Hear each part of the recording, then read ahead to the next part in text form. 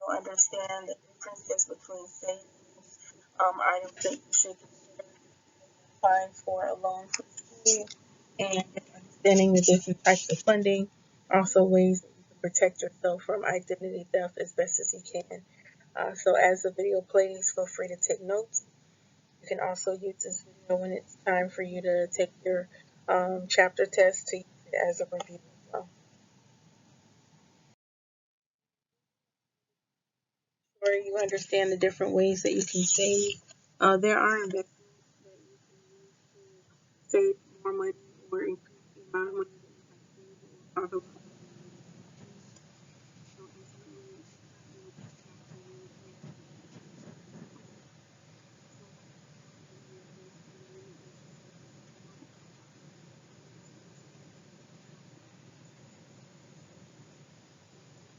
so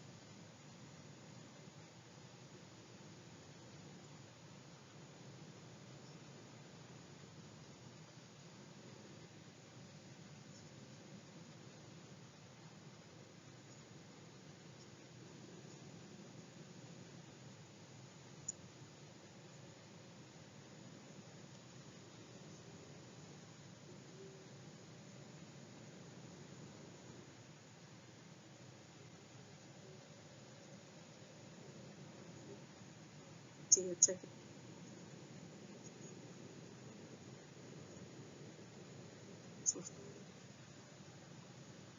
So let's get to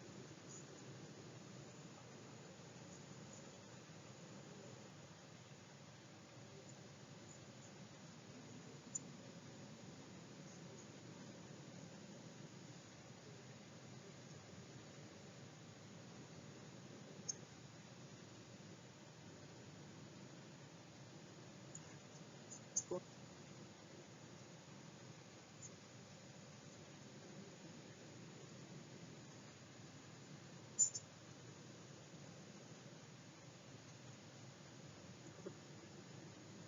Slip, excuse me.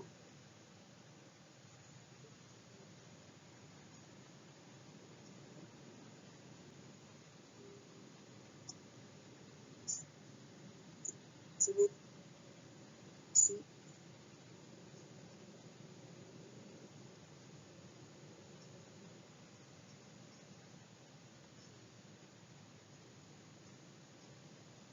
say as a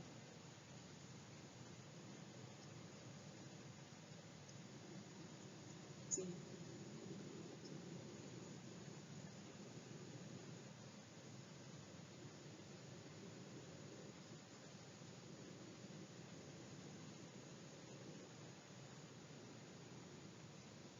it's not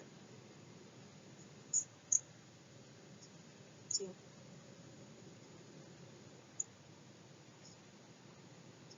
it's not to the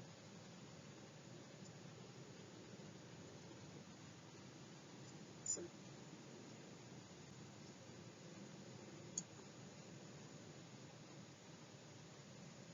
that it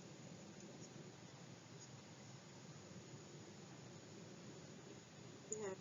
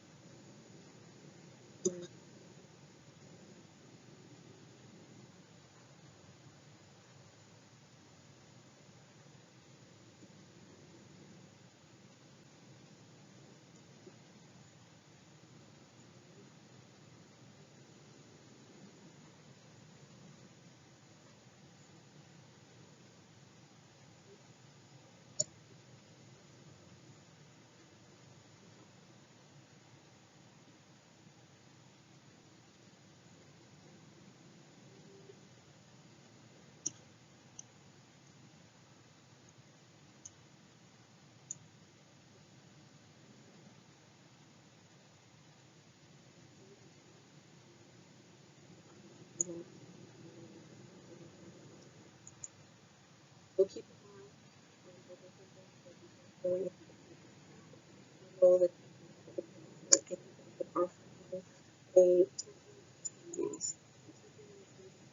Also,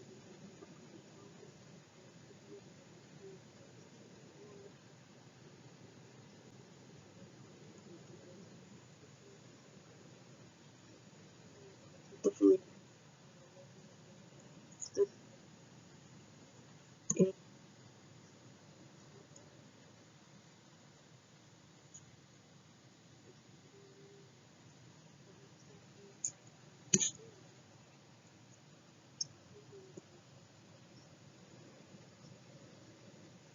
sort of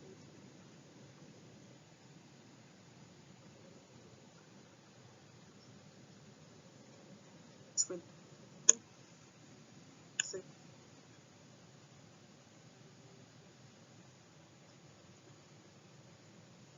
with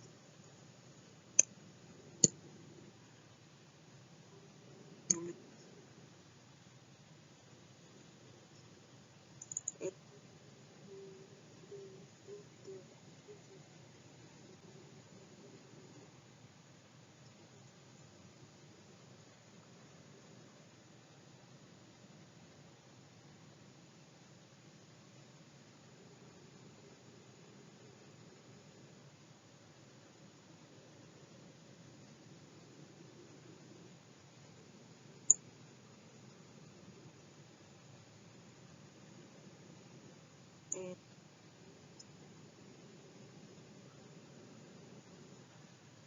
And then they feel it.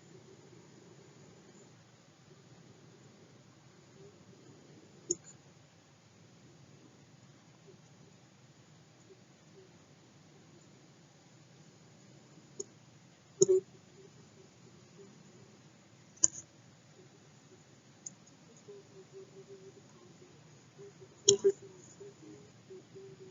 contribute.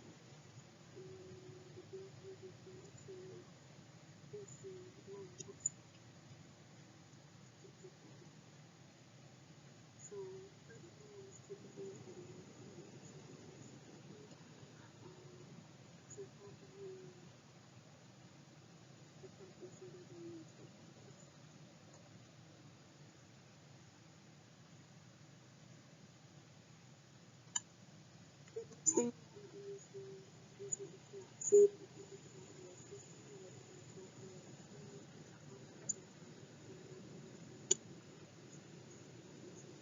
stop. Basically,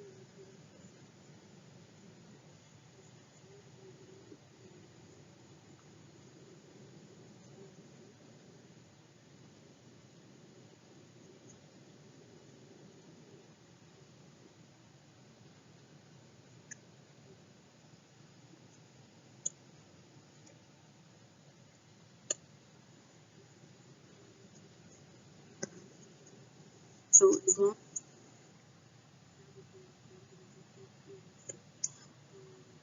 as you state see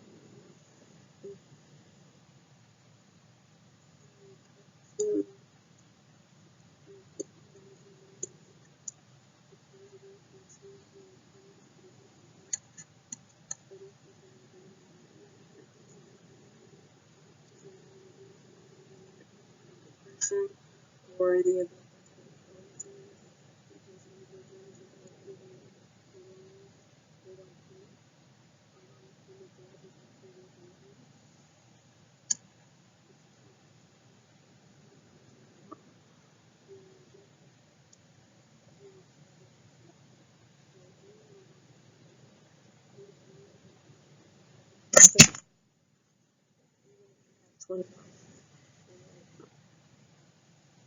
when it comes to the next section, we're looking at that. So the check is normally addressed to an actual person versus to the order of that's the person that you want to write the check to. If it's a city, let's say that a ticket is right to the city of Pine, write it to the apartment.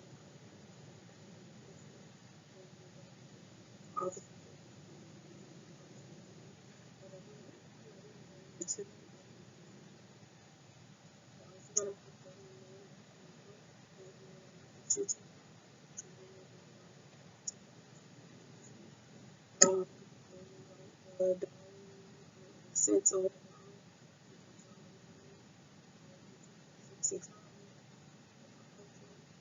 or sometimes people will change, they'll do X over 100. Those are your choices. Um, in the memo, make sure you always put something in the memo. The memo indicates the purpose. And make sure you have your signature. A check cannot be cashed without your signature. So bring this to the next thing when we talk about checks. Once you have your amount that you want to give to the person, and you write it out and you sign it because you are the person of the check. And then you indicate the memo.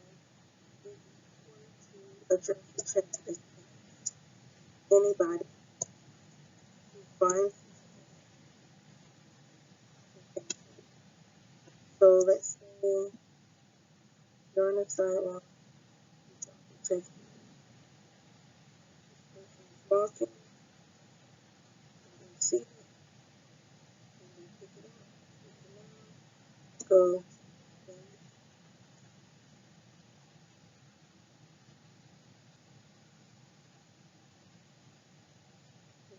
the bank, tell them that you want to deposit this check, then they walk away.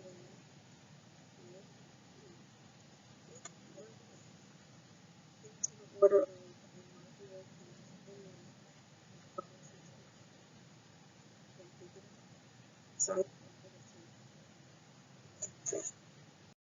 okay, when it comes to protecting yourself from identity fraud, is very little that you can actually do. You just have to try your best.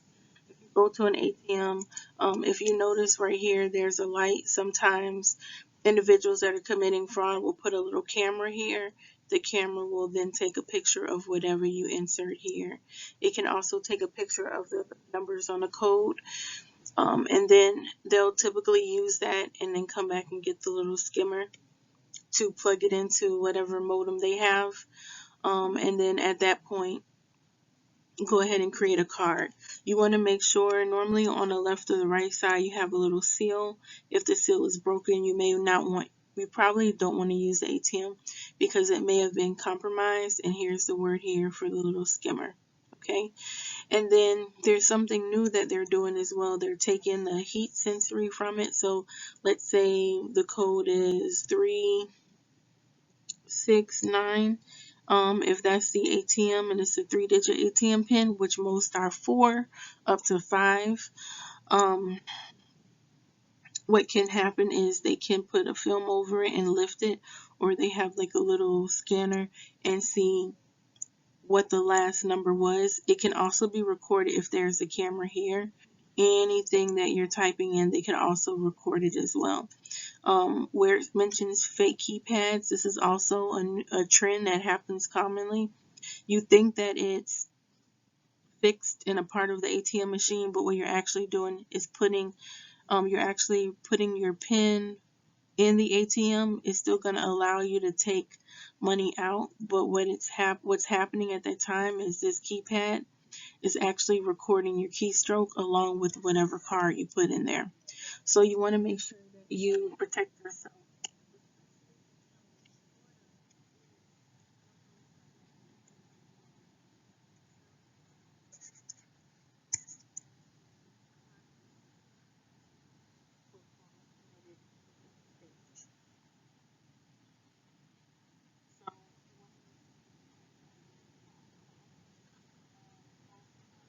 Why identity is not protected is essentially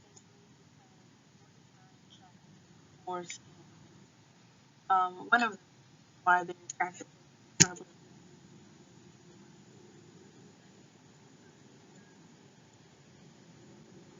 survive. They're typically more vulnerable because of age discrimination. People prey on communities that are populated by 65 and older. Have also a lot of different things um, when it comes to our population, because of the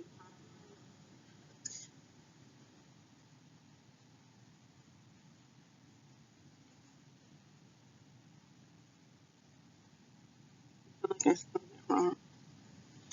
Sorry. Okay. Because we're in a state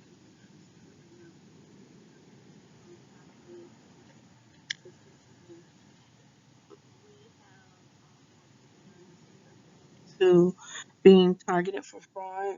We also are known for a lot of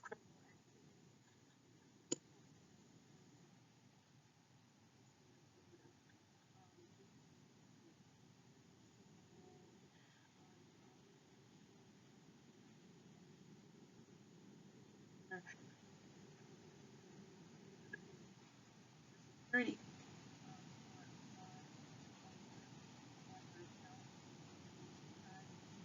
message. It's like your card, in fact, has been compromised. So make sure that you just try to protect yourself at all costs. In the event that you are a victim of identity fraud, you want to report it, okay? And you report it to your bank. If it's a banking card, you report it to your credit card holder. If it's a credit card, um, if it's something dealing with your mortgage, whoever your mortgage servicer is, you want to report that. Any information that they may have received, remember, you're never, never, never, never, never required to give your social security number to anyone unless it is the actual institution that needs your social security for identifying purposes. Your social security is never linked to any criminal activity that you commit.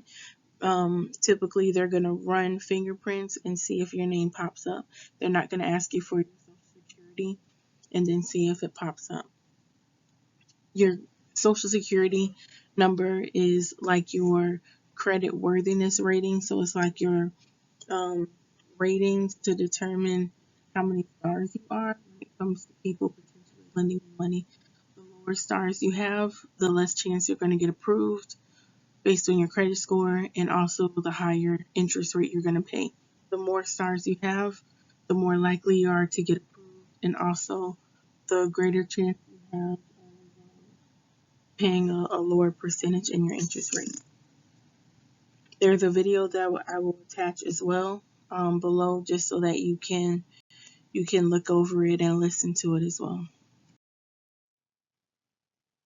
Is me, and for the last slide, and this is like my 5th time recording this, so my apologies if I do not sound as enthusiastic as I may have sounded on the recording that you actually heard. But I'm going to go through this pretty quickly, so feel free to pause it and rewind as needed. The first thing you want to understand out of the loans, and these are the loans typically you'll pay for college, in order to apply for it, you have to go to this website. In order to receive your Bright Futures, you have to go to the website.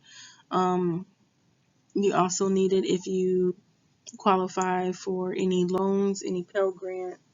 The Pell Grant is issued by the federal government, and your FAFSA is always based on your EFC, which stands for your estimated family contribution. If it's 0%, that means that your family doesn't have any excess money to contribute to your education. So typically, you get approved for this and this and this and Pell Grants, and sometimes scholarships if you apply. The higher your EFC is, the greater chance you are to receive no money. So you have to get a job, or hopefully money was put aside for you to go to school. If not, doesn't mean that you can't go. You still qualify for the loans, and you'll typically be approved for the loans. The average rate of student loans right now is $35,000 amongst most college students. For individuals within my generation, so the generation of your parents, the average amount of student loans ranges between $80,000 and $100,000. I know you're thinking that is a lot of money. it is. But the reason being is because, remember, when we were in the entering the workforce, we realized we needed to compete with others. So a lot of individuals in this group, the programs were done, or our jobs didn't provide a program to pay for college tuition. We didn't qualify for it, so we ended up getting advanced degrees and taking money out to pay for college. There was also a recession, depending on the year that your parent was born, and a lot of us were college students at that time, or we were entering college, so our parents may not have had the money to actually pay for college tuition. So those are just a few reasons why. Another thing you want to consider is the Parent Plus loan. The Parent Plus loan is based on your parents' credit score. So the higher it is, then it looks good for you to get approved, but the lower it is, you're not getting any money. This debt is linked to your parents because your parents' credit score is actually being run. This is the average rate. For Parent Plus loan, remember, interest rates are set by the federal government, so they can change. As soon as your parent gets approved for the loan and they have it, once 60 days have reached since the loan was paid out, they can start paying back. Typically, they're given about 10 years to pay back the loan, depending on the amount that they took out. The larger the loan value, the greater time you're going to have to pay it back. But if it's a small loan, you may have to pay it back within 1 year up to 5. The advantages for applying for a Parent Plus loan excuse me, is because the debt that's taken out is not attached to you. It's typically attached to your parent, but that doesn't mean that you and your parent can't work out a verbal agreement. So your parent may tell you, I'm going to take out the Parent Plus loan on your behalf, but 6 months after you graduate, or as soon as you get your first job, you're going to start paying me back. It's a verbal contract. So if you enter a verbal contract, you have to honor it. If it's not drawn up in a legal document and there's no recorded documentation such as text message, voicemail, and it has to be a voicemail of both a person saying you owe me and a person agreeing to the condition, or if it's not typed up, signed, and notarized, then it's hard to determine who's going to have to pay the loan because it's going to go with the person that actually has taken the loan out. So there is a limit on the amount that you can borrow because typically this is a loan attached to your credit score.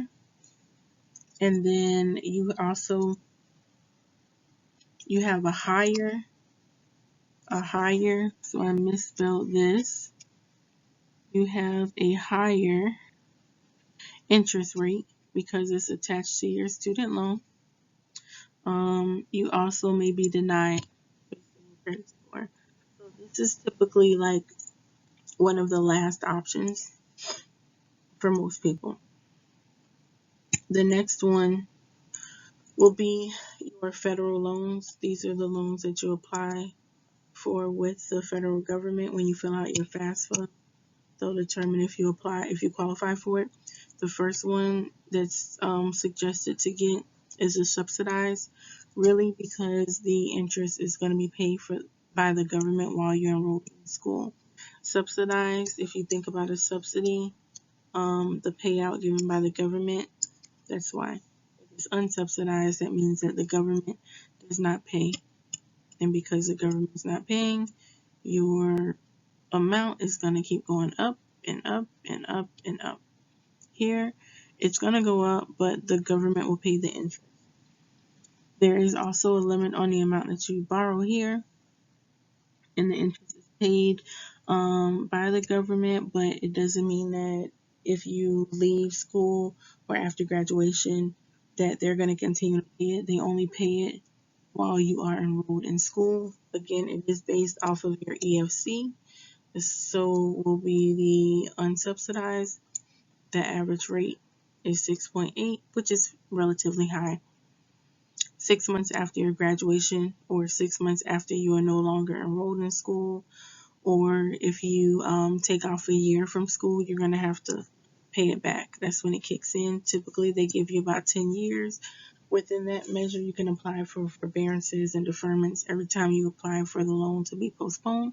For payment, understand that your debt's going to go up. For some, it's okay because you really don't have the money, so you know you're not going to be able to pay it off anyway. But for others, if the balance is low, then you want to try to take care of it as much as possible. When it comes to the unsubsidized loan, follow the same practice here. Keep in mind that you will have a lower interest rate here, typically because the government will not be paying. So if the government's not paying, that's one reason why a lot of people take it, and they pay off the interest. Paying off the interest on the student loan while you're enrolled in school and after also helps your credit score. It's still a loan, even though it's taken out by the government, it's a loan nonetheless. And if you don't pay, because it's a federal agency, they can go ahead and garnish your wages. Same thing that the IRS can do if you don't pay your taxes, or if you're chosen for an audit and you owe them a certain amount of money. The last part are the Perkins loans. These loans are typically linked with whatever type of career choice you have, especially if it's in the public sector, because with this loan you can get a write-off, potential write-off. But there's normally a condition with it. 6 months after graduation, you're required to start paying this back. Normally it takes you about 9 months to pay it back because there is a cap.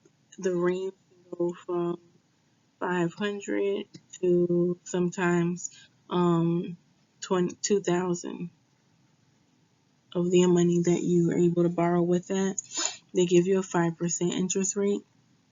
Normally this is given by the school, so every school does not have access to Perkins loans, but they will look at your FAFSA to determine your EFT to see what they can give you. So feel free to go over this information. Understand with all of them, you do have to pay it back. So I guess that would be a disadvantage for some. It is considered a debt. The advantages of it outside of what's listed here is it may give you access to attend school if you're unable to attend school for free or without getting someone to pay for it for you. The repayment is very serious. In the event that you go a long time without paying, your loan will go into default, and then from that point, the government, because everything is now housed under the Department of Treasury, can determine how they will receive the money back.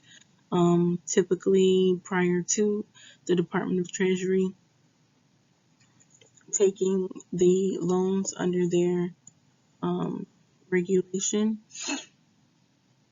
if you didn't pay a student loan, it would just be like an outstanding debt. But now, because it's linked to the Department of Treasury, they can create an order to go ahead and give you receipt that you will have loans through the form of garnishing of wages.